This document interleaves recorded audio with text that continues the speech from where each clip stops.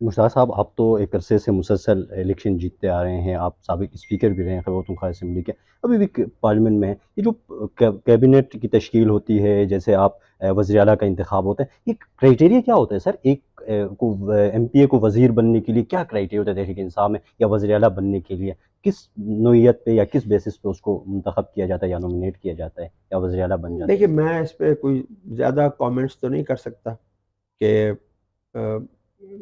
بقول ان کے خان صاحب نے فیصلے کیے، اور جبکہ میں یہ دعوے سے کہتا ہوں کہ خان صاحب نے میری موجودگی میں کہا تھا کہ اس گورنمنٹ کی فارمیشن سے پہلے کہ یو ول بی اسپیکر، تو کدھر چینج ہوا آئی ڈونٹ نو، بس میں خاموش ہو کے بیٹھ گیا کہ اب خان صاحب تک اتنی ایکسیس ہے نہیں ہے، بڑا مشکل ہے، اور کوئی حرج نہیں، میں سر؟ دو موجودہ دفعہ کیبنٹ کے نام دو کہاں سے آئے، دفعہ آپ کیا سمجھتے وزارتیں بھی کر چکا ہوں میں، اسپیکر بھی 5 سال کر چکا ہوں، میری کوئی ایمبیشن نہیں ہے، صرف خان صاحب کے ساتھ تھا، ہوں، اور انشاءاللہ رہوں گا۔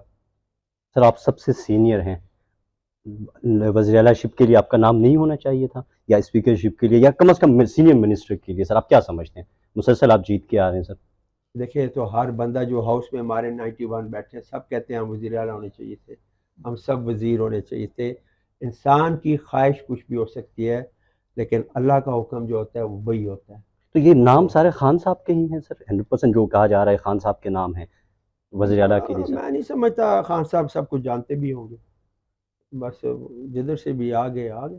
سر آپ کا نام آپ کیا سمجھتے ہیں؟ علی امین صاحب نے نکالیا، اسے پسند نہیں تھی، یا خان صاحب نے آپ کا نام نہیں دیا میں کیبنٹ یا تو اس میں وقت؟ نے کہا تو میرے سامنے خان صاحب نے کہا تھا کہ بھائی ہی ول بی اسپیکر، اور عمر ایوب صاحب وہاں موجود تھے، ان کو کہا تھا، تیمور جھگڑا از دا وٹنس، یہ ادھر موجود تھے، ان کی موجودگی میں بات ہوئی، ہم اکٹھے ملے تھے، تو بات کیا کان ڈراپ ہوا، کوئی فرق نہیں پڑتا ان باتوں سے۔ دیکھیں